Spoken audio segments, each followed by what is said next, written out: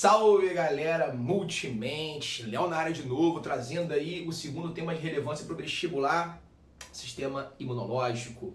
Vamos quebrar essa aula em duas, antes de mais nada galera, essa aula, esses temas, né, essas aulas que eu estou trabalhando em cima de temas específicos, é para você vestibulando, que vai fazer todos os vestibulares que vocês quiserem, não só o Enem, qualquer outro vestibular, tudo bem?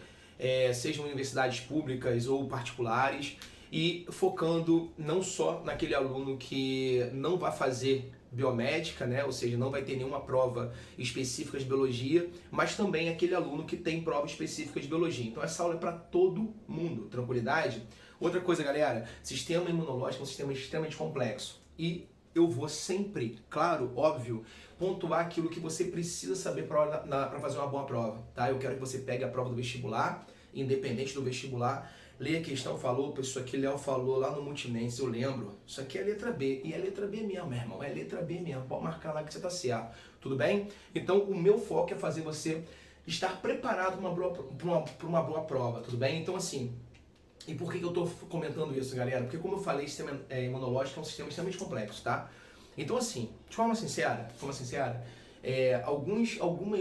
alguns detalhes mais específicos eu vou até comentar para que você entenda alguma situação, mas eu vou estar sempre pontuando para você aquilo que você de fato tem que saber, aquilo que de fato você não precisa saber, tá bom? Para que você não estude coisas necessárias, gente. Temos que ser inteligentes, nós temos que estudar aquilo que cai no vestibular, né? Se você for parar para pensar, você tem que estudar matemática, física, química, geografia, história, e a biologia tem um mundo de coisas para estudar. Então, se você ficar se prendendo a detalhes que não são cobrados em vestibular, cara, você vai perder tempo da sua vida.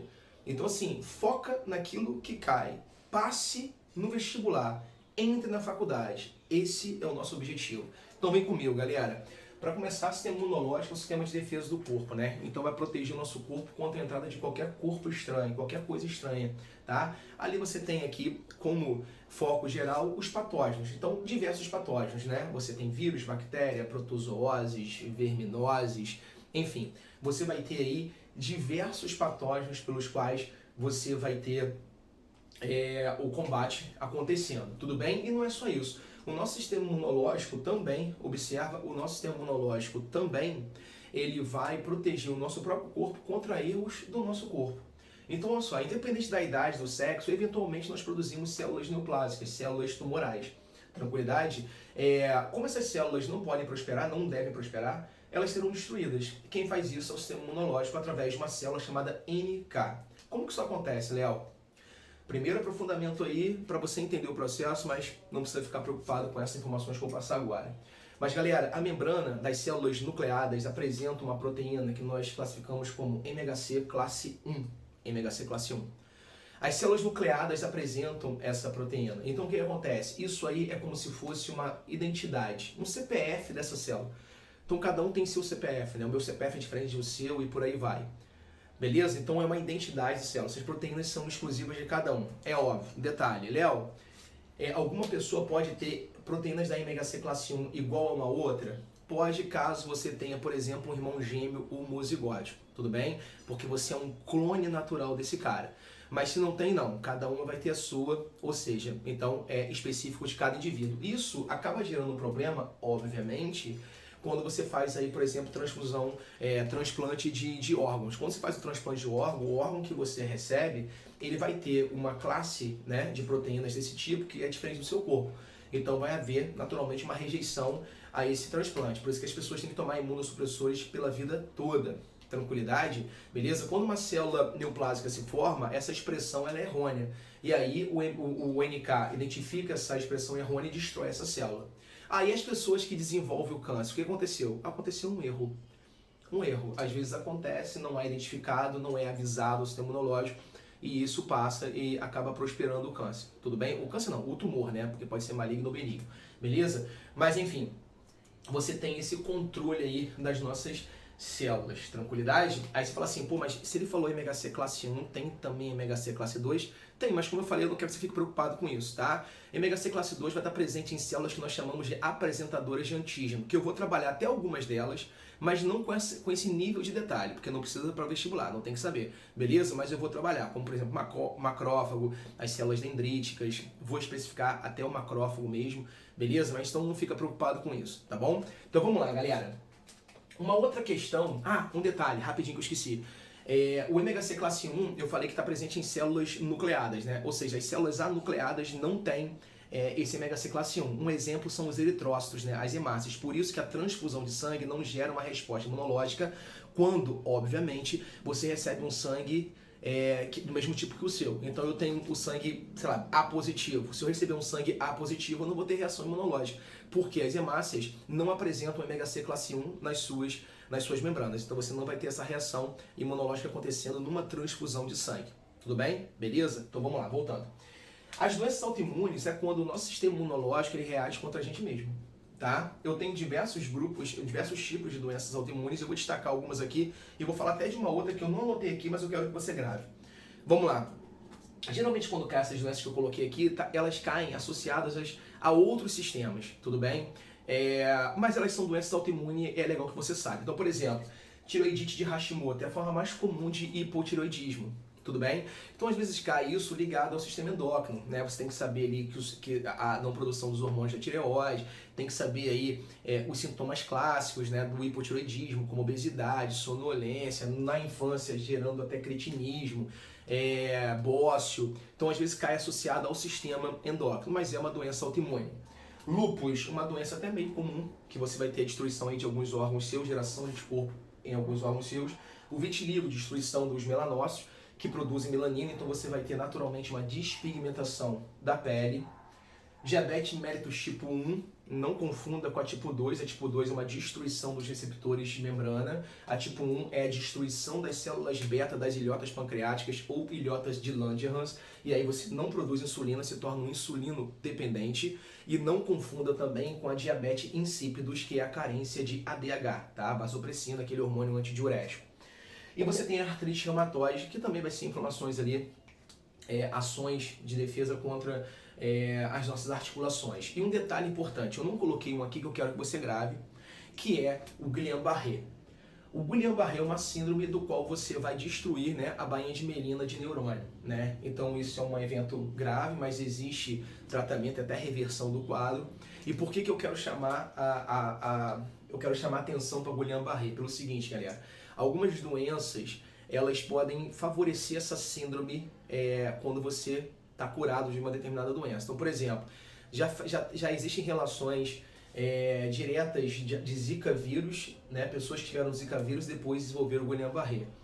E também já há algumas relações entre pessoas que, né, sobreviveram, passaram ali pelo Covid e desenvolveram o Guillain-Barré. Então isso é uma boa questão de vestibular. Tá? O cara falar de Covid, que é um assunto atual da modernidade aí, um assunto moderno aí, que nós estamos vivendo, e associar esse Covid, esse coronavírus, a Guillain-Barré, que é também uma síndrome autoimune de destruição de bainha de melina ali de neurônio. Então, fiquem atentos a isso, porque isso pode cair, tanto numa primeira fase quanto numa segunda fase. Tudo bem? Então, atenção a isso. Quando eu falo da divisão do sistema imunológico, eu vou trabalhar hoje a imunidade inata ou inespecífica, beleza? Existe a adaptativa ou específica. Essa eu vou ver numa próxima aula com vocês. Vou até fazer um esquema simplificado do processo. O que eu quero ver hoje com vocês é a imunidade inata ou inespecífica. Como o nome já diz, você vai ter uma ação contra o patógeno de não deixar ele entrar no corpo, ou se ele entrar, algumas reações para combater esse patógeno, independente de quem seja, você vai lá, engloba fagocita e tudo mais. Então a imunidade inata, ela vai se basear basicamente, né, numa barreira que tem várias, eu destaquei algumas aqui, num processo inflamatório caso o patógeno entre, e ação de célula, peraí que apagou aqui, de células fagocitárias, tá? E é claro que essas células estão ligadas ao sistema, as principais células ligadas a isso estão presentes ali no sangue através dos leucócitos, células brancas, tá? Mas é claro que nem todo leucócito é uma célula fagocitária. Vamos deixar bem claro isso. Eu vou focar basicamente nas células fagocitárias, mas eu vou falar também de algumas células do glóbulo branco, né? Dos leucócitos, que não são fagocitárias, mas que vão estar presentes aí numa reação de defesa também. Beleza? Tranquilidade? Então, as células fagocitárias, basicamente ali que nós vamos trabalhar são os monócitos, os neutrófilos e os macrófagos de tecido, tudo bem? Mas, enfim, fica tranquilo que eu vou estar pontuando para você ali o que é fagocitário e o que não é. Tranquilidade? Agora observa. Quando eu falo método de barreira, a pele é um deles, então nada entra pela sua pele, a não ser que haja um corte, haja um ferimento, aí você cria uma porta de entrada, mas em geral não tem maiores problemas pela pele, tá ok? Você não vai ter entrada ali. Você vai ter a microbiota, que é a popular flora intestinal, intestino grosso. Então ela cria um meio de competição com qualquer patógeno que tente, que chegue ali. Então geralmente esse patógeno acaba morrendo porque o volume, o número de bactérias na flora intestinal, na microbiota, é absurdamente grande. Tudo bem? Você vai ter a lisozima, que é uma enzima que degrada ali parede celular bacteriana, presente na lágrima, na saliva, né? O próprio beijo na boca, que você troca micro-organismo, você tem essa proteção para não ficar doente quando beija na boca, tudo bem? A acidez estomacal é muito importante. Então, quando cai um patógeno ali no estômago, a própria acidez estomacal vai eliminar esse patógeno. É óbvio que existe um limite, tá? Então eu tenho acidez estomacal, tá tranquilo, vou comer um bolo de bactéria. Não é assim que funciona. Tá? Se você, por exemplo, ingerir um copo de água com uma quantidade de vibrião colérico muito alto, você vai ficar doente. Alguns vão morrer, obviamente, mas vai ficar doente. E aí cabe também um detalhe do seguinte. Léo, a pessoa que toma um antiácido, ela facilita a entrada de micro-organismo? Facilita, porque o antiácido aumenta o pH estomacal, deixando ele menos ácido. Então isso facilita a entrada de micro-organismo, tudo bem? Beleza? E nós temos o epitélio ciliado, né, que é revestido por um muco. Esse epitélio ciliado, eu vou destacar ele do sistema respiratório, é o que meu foco agora. Então no sistema respiratório ali na traqueia você tem o epitélio ciliado, e esse epitélio ciliado, esse cílio, é recoberto por um muco. Então quando entra uma partícula estranha, quando entra uma impureza, um patógeno, ele tende a ficar retido nesse muco, e esse muco, como eu já falei, ele está recobrindo o cílio. Como esse cílio ele tem uma movimentação orientada de baixo para cima, ele funciona como se fosse uma vassoura. Então ele varre essa impureza, esse patógeno até a sua cavidade da orofaringe, e você ou expectora isso ou engole. Se engolir, a acidez estomacal vai resolver o problema. Beleza? Então você também tem esse método de barreira. Então você tem aqui algumas formas de evitar que o patógeno entre no seu corpo. Léo, mas ele entrou. Quando ele entra, você vai ter um processo inflamatório, né? O processo inflamatório, galera, eu acho importante pelo seguinte: existem algumas situações que vão determinar uma inflamação, ou seja, que você consegue perceber um processo inflamatório, né? Como, por exemplo, um calor na região inflamada, um rubor, que é um vermelhidão, um edema, que é um inchaço, né? E a dor caracteriza a inflamação. E a inflamação também focando na questão do Covid, porque eu acho que vai ser a base das questões vestibular ligadas a vírus, um dos problemas que agravam a situação de uma pessoa que já está num quadro, né, de síndrome respiratória aguda grave é exatamente a ação imunológica, né, a ação inflamatória gerada pelo combate ao Covid. Então, às vezes, essa ação imunológica, né, ou seja, a ação de combate ao Covid, ela é tão intensa, ela é tão desproporcional que esse processo inflamatório acaba gerando um problema pra gente. Beleza? Então, enfim, isso também pode cair. Mas olha só, vamos entender o seguinte: o calor, o rubor e o edema, ele acontece graças a quê? Graças à vasodilatação. A vasodilatação, ela ocorre porque algumas células do sistema de defesa, eles vão liberar no sangue uma substância química que você precisa saber, chamada histamina. A histamina, ela provoca a vasodilatação. Ela está ligada a diversos outros casos. Eu vou focar aqui basicamente no processo inflamatório. Então a histamina, quando ela vasodilata, quando ela provoca a vasodilatação, ela aumenta o fluxo de sangue para o local da inflamação, né? Onde está ocorrendo ali a entrada do patógeno e onde está o patógeno. Então esse fluxo de sangue aumentado ali leva oxigênio, nutriente, né? Que faz chegar mais células de defesa para combater. Outro detalhe: essa vasodilatação, ela cria espaço entre as células do vaso, que permite a passagem das células de defesa para o local da infecção, né? Para onde está ocorrendo o combate. Processo esse que nós chamamos de diapedese. Lembrando que a diapedese é, mais uma vez, a saída de uma célula de defesa né, do sangue para o tecido, né? O neutrófilo é um exemplo disso, só que quando ele sai, ele não volta de novo. Ele vai combater e vai morrer, beleza? Depois a gente fala também sobre isso. Além disso, a nossa temperatura interna, ela é 36 graus e meio, é quente, né? Então o nosso sangue é quente. Então o fato de você aumentar o fluxo sanguíneo, né, para uma região que está inflamada, você aumenta a temperatura ali. Por quê? Porque chega mais sangue e o sangue é quente. Além disso, o sangue é vermelho, então você tem um rubor, você vai ter a vermelhidão local, porque mais sangue está chegando ali.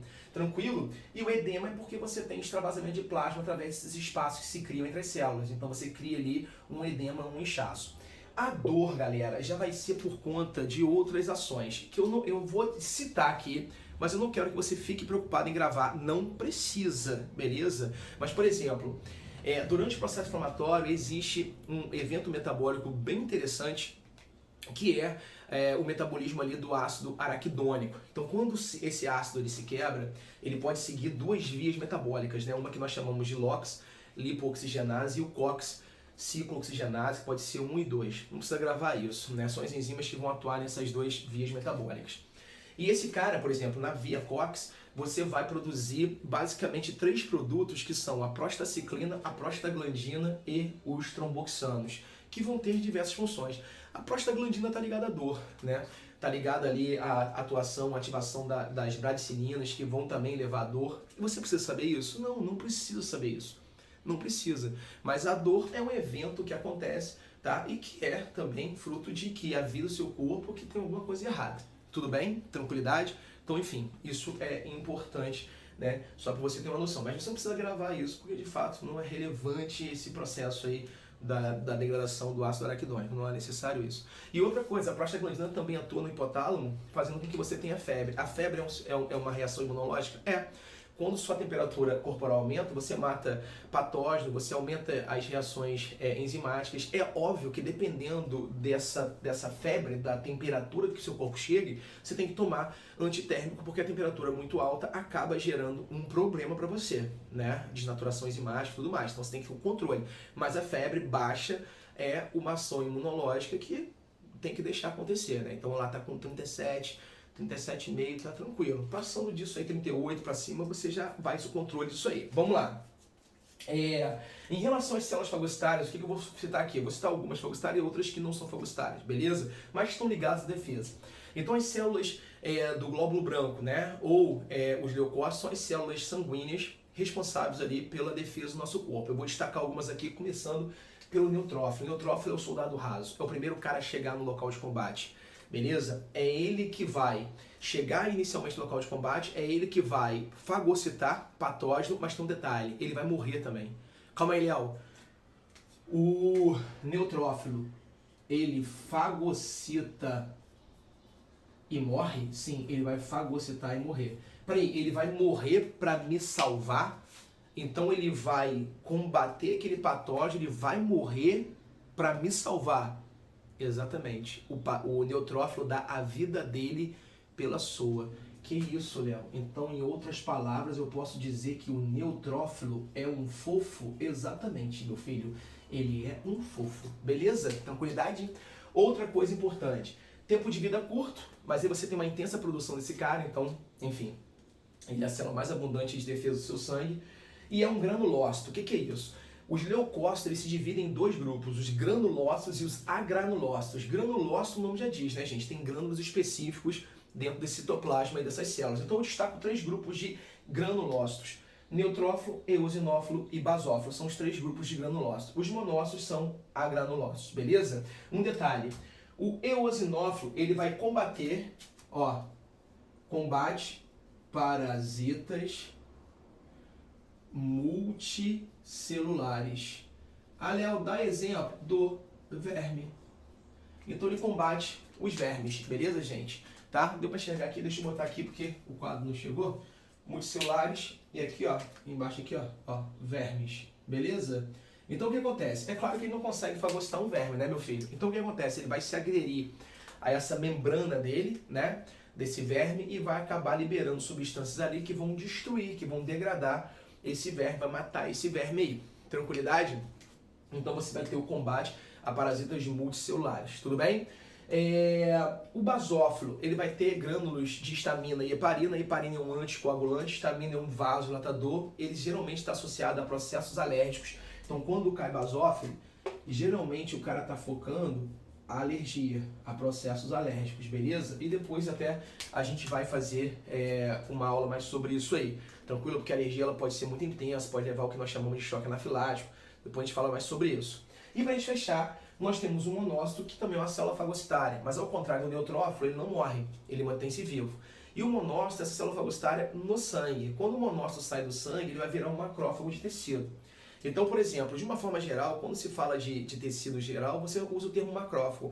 É o que a prova geralmente traz, tá? O termo macrófago. Então, caiu o macrófago, opa, é ali uma célula fagocitária que está atuando no tecido. Eu já vi, inclusive, prova de vestibular trazendo o termo macrófago, representando ali uma ação no sangue, tá bom?